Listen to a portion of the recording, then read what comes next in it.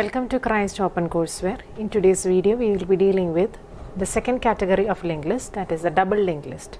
So what is a double linked list? Let's see first the structure of a node in a double linked list. Mainly double linked list has two linked parts, as the name specifies, doubly linked list. So naturally it will be having two linked list, that is the right link and the left link. Right link belongs to the right side of the node, left link belongs to the left side of the node, denoting two addresses. That is, it will be denoting address of the next node and the previous node. So let's take a look at the double linked list. So what happens here, in this example we have three data nodes and one header node. The speciality of header node in a double linked list is the left link will be null part. Naturally the data part will be empty and there will be only the right link specified in the header node. And then we have the three nodes, data nodes, say example A, B, C. So what we can see here is A, right link has points to B, B's right link points to C. Now C, C's right link points to B, B's C's left link points to B, B's left link points to A, and A's left link points to the header node. So we can see here in double linked list we can traverse forward as well as traverse backward. So that is also, double linked lists are also known as two-way list. Double linked is also known as two-way list. So as I said before, the main advantage of double linked list is we can traverse in both ways, in forward and also in backward. Now we will be dealing with mainly two operations in double linked list. One is insertion and the other is deletion. We will be going with insertion in the front at various positions and the end also. Similar with the deletion also, we will be dealing with three algorithms. Now let's look at the first algorithm, insertion at the front. So naturally, let's take an example here with a header node. Header node left link will be null, data part will be empty. I'm here taking two cases. One is that there is already an existing linked list. Other is we'll be creating a new linked list. So first I will be taking the case of an existing linked list. Suppose the data is 2, data is 3, and only we are considering two nodes. So as the figure symbolizes, the header node will be pointing to the first node, 2 with the data 2 with its right link. Left link will be empty. The right link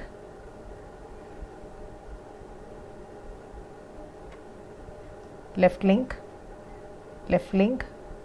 right link. So right link of 2 points to 3 and left link of 3 points to 2, left link of 2 points to the header node. So you have understood the concept of double linked list. Now we can go for the algorithm. Now suppose this is a new node I have got from the memory pool using the algorithm get node, right? So here also we use the algorithm get node, and this new node is of name new. Naturally nothing is allocated. We have two link parts and also the data part. So now we have to take this new node as the first node of the existing linked list. So what should we do? Naturally already existing linked list, this is the first node, that is the node containing 2 data, is called as PTR, and that value of PTR we can attain it from the right link of header link, right? So what is in the right link of the header node? It will be the first existing node, right? So that value will be given to PTR, and naturally PTR is pointing to this node. Now as I said before, we have got a new node from the memory pool with the help of the algorithm get node, and that is also named as new. And now suppose new is not null. What happens when new is null? What does mean that new equal to null? New equal to null means we have not enough memory for the insertion, so insertion is not possible. Now we look for the case when new is not equal to null. So what happens, what all do we have to do when new is not equal to null? Now first thing is the node is here new. Now the L link, that is the left link of the new, will naturally have the value of header since it is going to be the first node, right? So left link of new node will contain the value of header. Now the right link of header node naturally contains the value of new. So what happens, this arrow now will naturally point to this. So right link of the header node will contain the value of new. Now next what happens, right link of new should contain the value of PTR, that is now new is a new node that should be inserted at the front, so naturally PTR becomes the second node, and therefore right link of new will contain the value of PTR and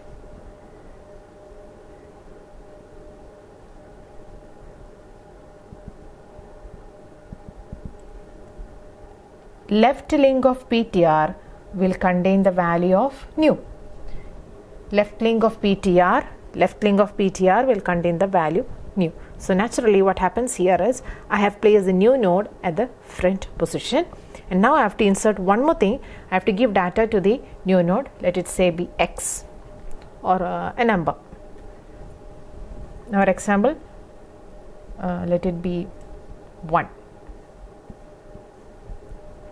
As I'll suppose let X be equal to 1. Okay, so I hope you have understood the algorithm. You have to get a new node from the memory pool with the get node algorithm, and that node is termed as new. Now values should be assigned to the right link and left link of the new node. Naturally left link of the new node will contain the value of the header node since it is going to be the first node, and the right link of header node will contain the value of new. Now consider the right link of new node. Right link of new node will contain the value of PTR, which we have got from the first assignment of headers right link. Then left link of PTR will have the value of new. So naturally the new node becomes the first node of the existing linked list, and the value has been assigned. Now as I said before, what is the second case? Second case means this is an already existing header node. Suppose there is no linked list at all, or we are just making a new linked list. Then what happens here is there is nothing difference, only the thing is the right link of a new node will be null, of the header node will be null. So naturally the value of PTR will be null. So next what happens is we have to consider, if you are inserting into a new node, we have to consider the value of the PTR as null. So that is the insertion at the front of the algorithm, and next we will be looking at the insertion at end of the double linked list. Now we will be looking for the insertion at the end in a double linked list. So naturally if you want to insert into the end of a double linked list, you should already have an existing linked list. So let's take an example first. Suppose this is the existing linked list. You have already 3 nodes, and you also want to end the 4th node, and actually that will be at the end. So let it be this node which has the name new. So in the before algorithm I have already mentioned how do we get a new node. We get a new node with the help of the algorithm get node, and naturally it will be having 2 linked list linked parts, so that will be left link and the right link. Okay, we have got a new node from the get node algorithm with the help of the get node algorithm, and we have kept it here. Now what we have to do is we have to insert this new node as the last node of this existing linked list. So as a first step, what should we do? We should reach the end of the linked list, right? So starting from the header node, we have to reach the end of this existing linked list, and that can be naturally done with the help of the while loop. What is the while loop? What should be the while loop? Until the PTR right link is equal to null, you can go forward, right? So first of all, I have to give the value of PTR, value of header as PTR, and then we will start from, in the while loop the condition will be PTR of link R link not equal to null, we have to go forward, that is PTR equal to PTR of R link. So R link means it will be using the forwarding link. So starting from the header, you go forward until you reach the value the R link is null. So naturally, when the loop has finished, PTR will be pointing to the last existing node. So now next we have start the allocation method. We get a new node with the help of the get node algorithm, and if new is not null, in the before algorithm I have mentioned when will be new equal to null, when we have not enough memory. So now suppose we have enough memory, we have got the value of new, we have got a new node. Now what happens is, first of all, the left link of new, the left link of new node will have the value of PTR, right? The left link of new node should point to PTR, and naturally right link of PTR will point to new. So what happens is, PTR, right link of PTR will have the value new, left link of PTR will have the value of PTR, and naturally this null value is eliminated. Now look at the right link of new. What does the value of right link have? Since new is the last node, we can keep this as null. So right link of new will have the value of null, left link of new will have the value of PTR, since PTR is the predecessor of the new node. Now right link of PTR will have the value of new, since new is the successor of PTR. Now naturally we can assign the data part of new as X, and this is finished. So what happens is, in the before algorithm as mentioned, you have to give values to both of the links in the double linked list. The left link will naturally have the value of the predecessor, right link will have the value of the successor, and in this case we have null, since new node is the last node, and PTR, right link of PTR will have the value of the successor of its successor, which is the new node. Next we will see insertion at any position. Next we will be dealing with insertion at the end any position in a double linked list. Suppose this is an existing linked list, we already have 3 nodes. So I want to insert at any random position. So this position is identified with the help of a key value. Key value means I will give a value, suppose in this example let it be the key value B. So I want to insert a new node after the key value. So naturally the position of the newly inserted node will be in between B and D, right? So how can we insert it? So let's get with the help of the get node algorithm, we will get a new node and its name is new. Now what happens is, we have to come till the key value. So naturally we will be using a while loop for this. What will be the while condition? Here we have to give 2 conditions, because why 2 conditions? First to check the key value, other to check if the key value does not exist, naturally the insertion will take place at the end of the linked list. So the condition will be like this, while PTR data not equal to key and while PTR R link not equal to null, you have to go forward. Go forward means PTR equal to PTR of R link. With the forward link, right link, you go forward. So the 2 conditions will be PTR of data not equal to key and PTR of R link is not equal to null. So we have to write the following steps according to both the conditions. So the first condition means exiting the first condition, that otherwise saying the condition becomes false when you find the key value. So naturally when you find the key value, you will be at this position and the node will be referred to as PTR, right? Now what is the second condition? Second condition, PTR R link not equal to null becomes false, means PTR R link is equal to null. That means the key value has not been found, and naturally we have reached the end of the double linked list. So naturally what happens here, we have to look forward for the algorithm that should be inserted at the end of the linked list, and that has already been explained. We will be referring it here also in the else portion of this algorithm. So next, with the help of the get node algorithm, I have got a new node. It is here. Now what happens when the first condition is becoming false, that is the ptr of data equal to key. If ptr of data equal to key, we have to do a set of steps. Now let's look at the steps. So first of all, I have to have the values of ptr, that is I have to have the values of the node data containing b and data containing d. So b can be naturally got from the value of ptr, and what happens with d? Since this is a already existing linked list, the node containing data value d can be found with the help of ptr r link, right?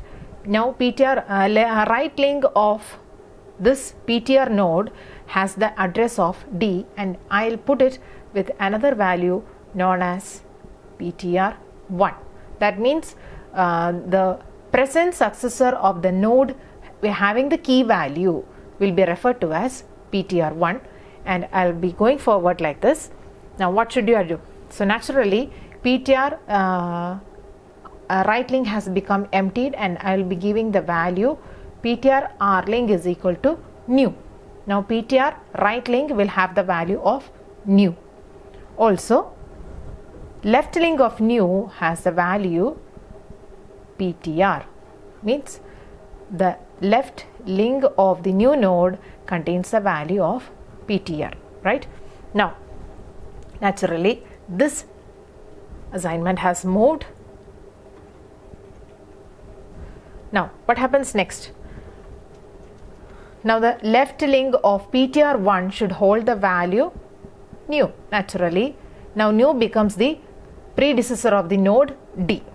New node becomes the predecessor of d, and that is symbolized by the assignment ptr1 of left link is equal to new. ptr1 of left link is equal to new. Now right link of new has the value ptr1.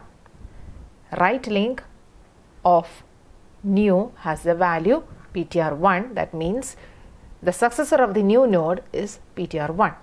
Now we can assign the data. Let it be x. Data part of the new node has the value x. So naturally this assignment also has moved out. So what happens here, after execution of these statements, we get the after b you get the new node, and as a predecessor of ptr1 you get the new node. That is the new node containing the data x is between b and d, right? I'll just say the steps once more. You get the present successor of the key value node as d from the value right link of ptr. So ptr1 has given the value ptr of right link. Right link of ptr will naturally be the present successor before the insertion of the node, the present successor of the ptr as ptr1, and you can give the left link of the new node value as ptr, right link of the ptr as new. So that two assignments have finished. Now right link of new node has the value of ptr1, and left link of new node left link of ptr1 has the value of new. Naturally all the links have been assigned. Now what is left is we have to give the data part value of the new node. Now next is very familiar for you. You suppose you don't have the key value. Suppose let it say e. Suppose e is the key value. Then that means we do not have the value of key anywhere here. So naturally the new node will be inserted at the end. So what happens is, what do we do when you insert at the end of the linked list? Naturally you get a new node. The new node will be here. The right link, and when this happens, this is the case, there is no value of ptr1. Naturally you will be pointing here. ptr will be having here. The ptr will be pointing to the last node. Right link of ptr will have the value of new. Left link of ptr will have the value of ptr. right link of new node will be null, right link of PTR will be null, and we can put the data value, right? It's very similar to you from the previous algorithm, and this is how we insert at any position of a double linked list. Next we will be seeing the deletion algorithms.